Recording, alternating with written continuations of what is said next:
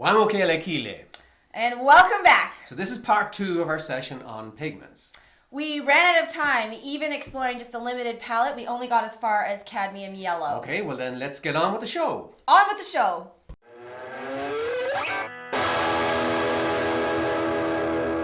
And from a color that's very strong to one that probably isn't. Yes, our lemon yellows tend to be a little bit cooler. They run on the cooler side of things. Don't forget, when we split this down the middle, we've got the cad yellow, which is a warmer yellow, the lemon yellow, which is the cooler yellow. So it is cool, and it's also a little bit more transparent than the cad yellow That's is. right, and lemon yellow this is cadmium lemon, so it may not be as transparent as lemon yellow. Oh, true, yes. But it is a beautiful color, even though it is quite weak. It is a beautiful color, and I love to mix it, as I had mentioned earlier, with something like a Diox purple to get some gorgeous grays. If you recall Tom Thompson's painting that we showed last week, he had that dioxazine purple going with the lemon yellow, and it works. They work beautifully, yeah, because they are across from each other. Viridian. Green, staining green, another staining one. It is also, again, transparent. And you gotta ask, again, green. Why not just mix for example, a phthalo blue and a yellow? Like, you can do that, but it just doesn't produce the same subtle calming results as you do get with a Viridian. It's nice, and it's a nice chill color. It is. I always, to me, Viridian is the color you get in those greens you get in an iceberg or in the shadows and snow. That when anyone says Viridian to me, those are the kinds of greens that I think of, that minty kind of green. It's nice and subtle, yeah. Now I often will use phthalo green instead of Viridian. Phthalo green is more powerful. It's in the same area in the color wheel. It is more powerful. It doesn't quite give you the same kind of colors, but there will be times when that is a good color to use. Yeah, it can pack a punch. So those are the colors I use mostly. Anything, Aisling, that you would use that's not on this? You don't use any earth tones? I don't, true. I do not use earth tones. It's not a matter of principle or anything, but I have just haven't used them for years. So what do you use for earth tones? So I've got a few here. One of my favorite combinations is sometimes I'll throw burnt sienna, and I'm just going to borrow your That is one grungy too. I know, I don't use it very often, but if I'm ever working with a reduced palette, sometimes it's nice to, especially for an exercise, to just reduce your palette. And it's a great way. Did you actually buy that in 1980? No, I wasn't even born yet in 1980. Come on. It looks like it belongs back in 1980. My goodness. Okay. I actually like to mix these two, French yes. ultramarine and burnt sienna. It's a nice combination. And if you're going to reduce your palette, you're going to keep your ultramarine. You're going to let go of the other blues. And you can if you mix these two together, you get a lovely, really dark, almost black color. You can use it for black. Okay, now I'm going to show you my black. So these two, so Alizarin Crimson and Viridian, work wonderfully together to get you a neutral tone. The nice thing about these two is they are very transparent, both of them. So these are traditional glazing colors. If you want to glaze over something, we'll talk more about glazing in a later episode. But if you want a transparent and neutral glaze, these two work. And they work beautifully because if you want to warm it up, you just add a little bit more alizarin. If you want to cool it down, you add a bit more of the green. They are perfectly balancing, and you can get almost like a Payne's grey type of neutral grey with these two colors. Sorry, I interrupted you. What else have you got? That's okay. So these would be my three earth tones. I mostly use my earth tones in portraiture. I find I spend a lot of time looking at a portrait, trying to figure out the form and what's going on. That if you start introducing a ton of colors, it can get a little bit confusing.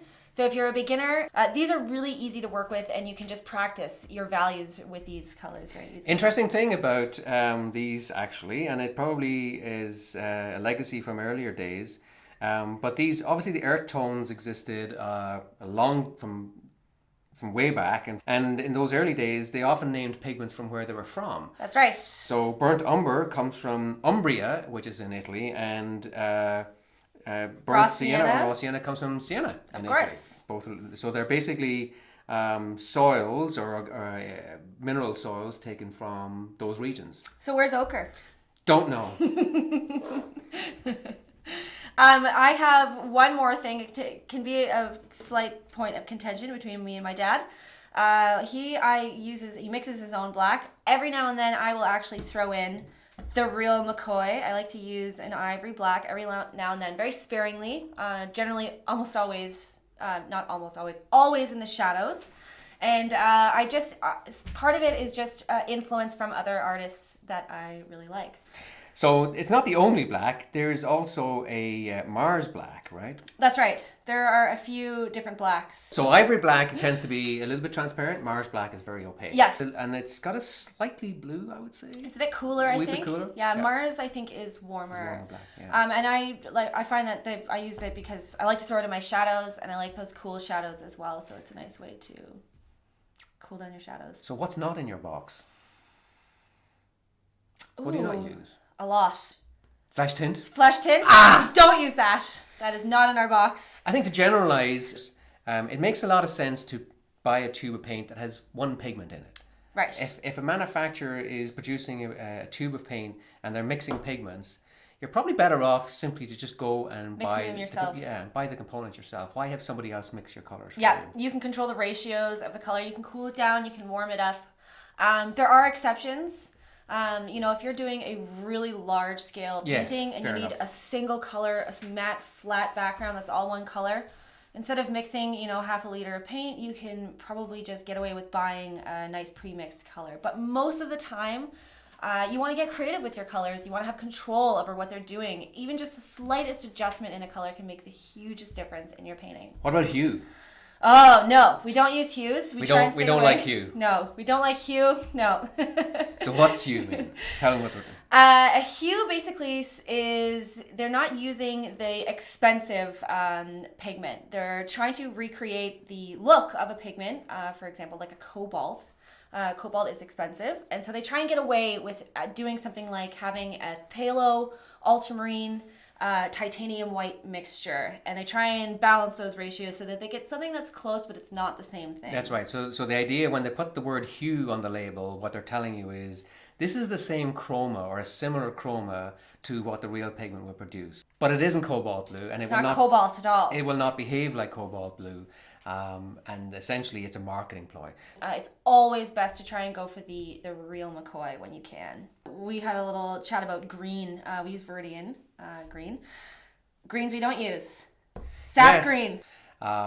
There are a lot of greens out there in the market. There are permanent green, sap green, chrome green. There's a lot of greens. There's a lot. A lot of it is just personal preference. It's just what you like. It's just what pleases your eye. So, play around with them. Get something new, get something different. Sometimes just throwing a new color into your palette can totally revolutionize what you're doing. But one thing I would say though is try and keep a little bit of discipline on that. So, there's a happy balance. Absolutely. You want a core suite of colors, maybe say 6 colors. So I typically go 2 reds, 2 yellows, 2 blues, and then bring in these other colors selectively. If you come in and you're starting off with 20 colors, you won't know how they behave, you won't know how they work with each other, and it's just a recipe for chaos. So I don't want to be a killjoy and say don't go out, because you go into a store and it's like, oh, look, all these wonderful colors. Yeah.